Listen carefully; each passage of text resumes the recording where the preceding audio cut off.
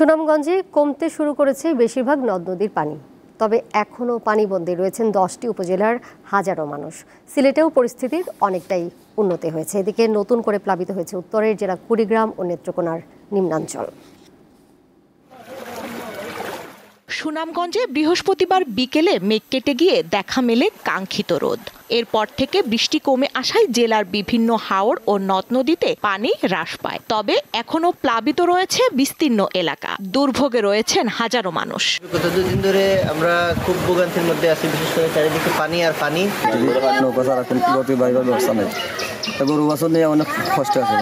যারা আশ্রয় কেন্দ্রে ঠাঁই নিয়েছেন তারাও আছেন খাবার ও বিশুদ্ধ পানির সংকটে।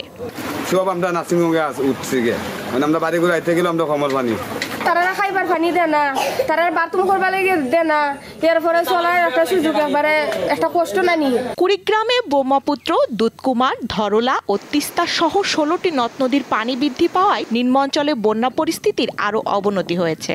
পানিবন্দী হয়ে পড়েছে অন্তত 15,000 পরিবার। ধরলা নদীর পানি বৃদ্ধি পেয়ে শিমুলবাড়ি পয়েন্টে বিপদসীমার 15 সেন্টিমিটার ও কাউনিয়া পয়েন্টে তিস্তার পানি 50 সেন্টিমিটার উপর দিয়ে প্রবাহিত হচ্ছে। নেত্রকোনার প্রধান কয়েকটি নদ নদীর পানি বৃদ্ধি অব্যাহত রয়েছে। পরিস্থিতি মোকাবেলায় জেলার মোট 299টি আশ্রয়কেন্দ্র সহ নেওয়া হয়েছে সব ধরনের প্রস্তুতি। স্বস্তিকা সিংহ, দীপ্ত, বার্তা কক্ষ।